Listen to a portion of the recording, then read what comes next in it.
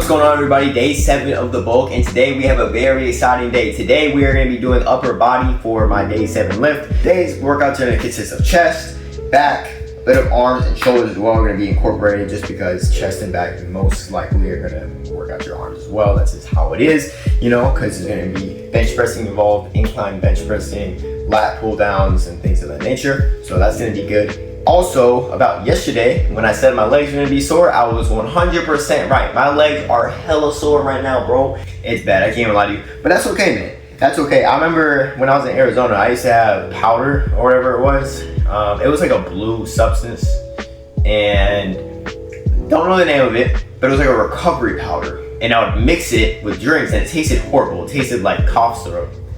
And I would drink it, and it would break down the lactic acid. I don't have that at the moment, so I'm just dealing with my legs being pretty cooked.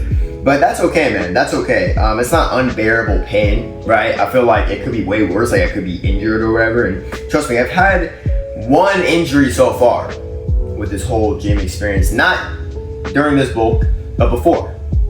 Before this bulk, I had a strained rhamboid. Strained right rhamboid, which is the muscle between, it's like under your neck and between your shoulder. It's this part right here. And that was really bad. I remember it was hurting for about a week. And I believe it was because I was doing lat pull downs, but seated though, not like the, with the bar, more this motion. And I did it one arm at a time. And my left side was okay, but with my right side, I woke up the next morning, took a deep breath, and I felt it. I felt my rhamboid very hurt and very sore. I'm like, all right, well, that's not good. So then I just let it recover and slowly got back into it. Now I'm back to 100%. And that was it so far. That was the only main gym injury I've had. And unfortunately, I'm sure I'll have more. If I just keep at it and keep doing this for years, because I've only been really lifting since fall of 25. And yeah, so not even a year. Right, and I've already had one. So if I start lifting consistency for years, I'm sure I'll start racking up injuries, unfortunately. I mean, knock on wood, hopefully I don't. But I mean, just saying, that's a part of the process. Sometimes you're gonna injure yourself, especially when adjusting a new weight and what's right for you and what's really hitting your muscles the best and what you can handle. You're gonna experiment with those things to find out in order to grow as a lifter, right?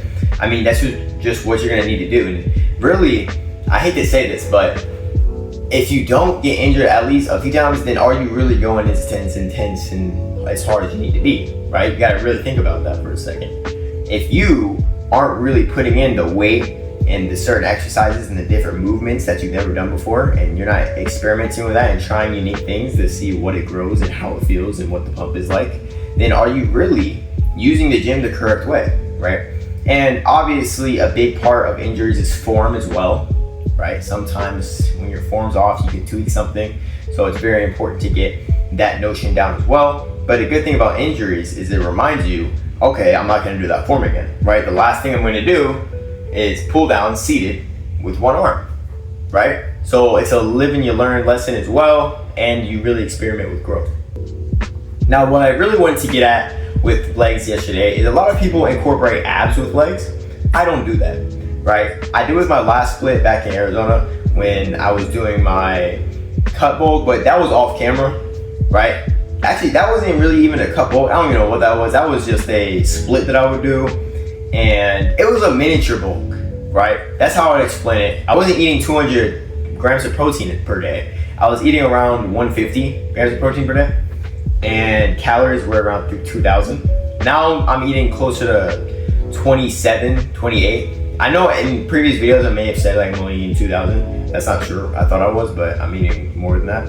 And protein has gone up a lot as well. I'm in the high 200s now. It really varies though. Like some days I'll be at 201 and some days I'll be at 230, right? But in between that range.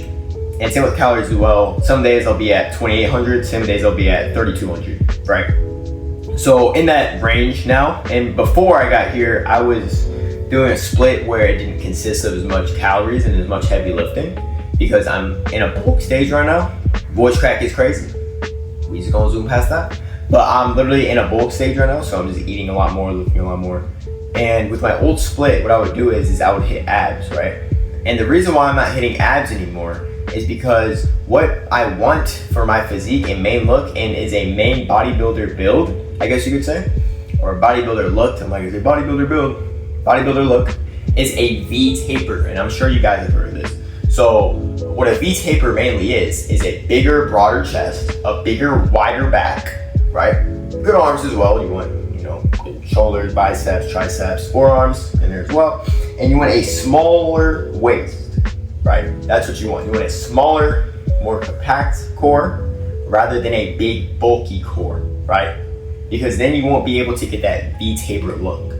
You'll just be more of a flatter, like a block build, which is you're gonna be a Roblox noob block build, right? And that's nothing that bodybuilders want. What you want is that superhero looking V taper build, right? So in order to achieve that, a lot of the time it's body fat, right? And people also think with the V taper that you need to hit abs, you need to do crunches, you need to do leg raises. That's not the case whatsoever. The way to get abs is diet.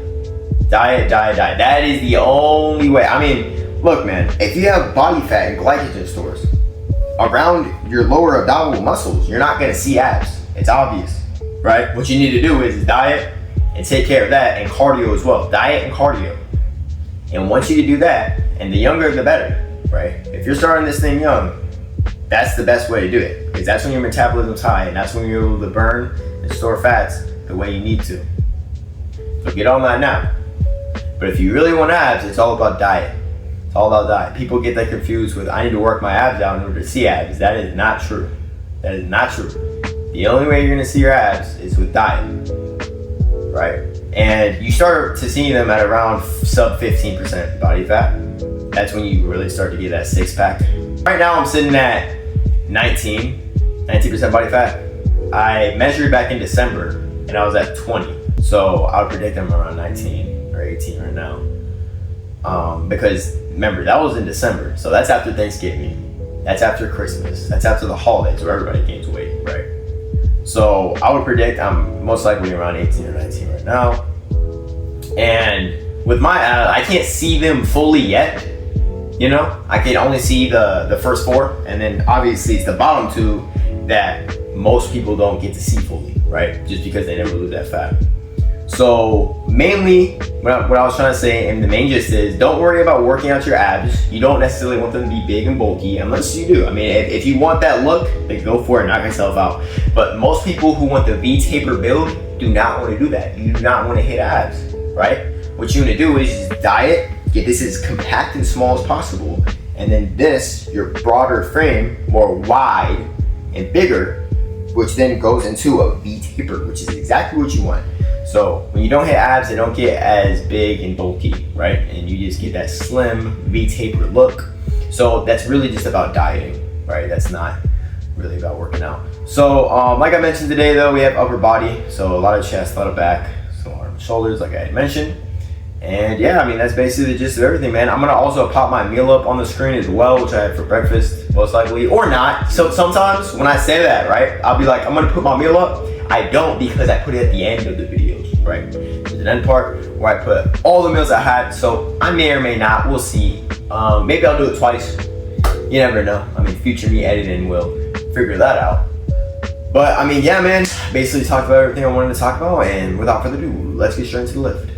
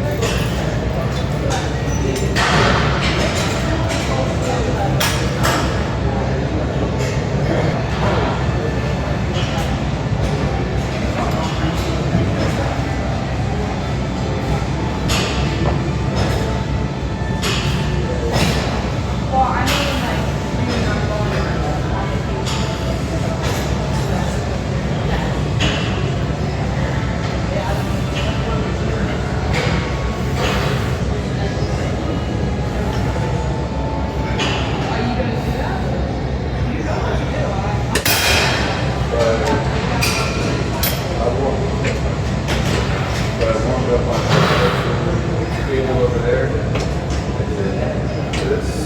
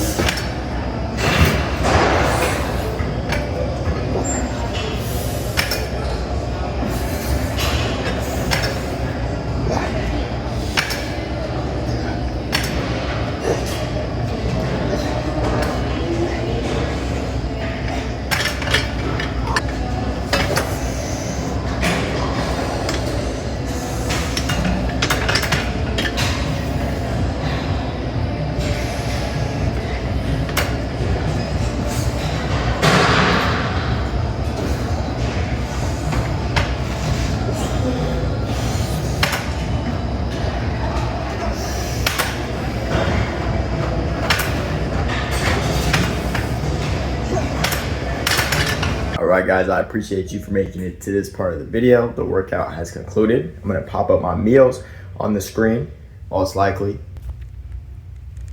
we go, got some ham, about 3 slices with some salami, and some rice cake bites with some water and some liquid IV in there.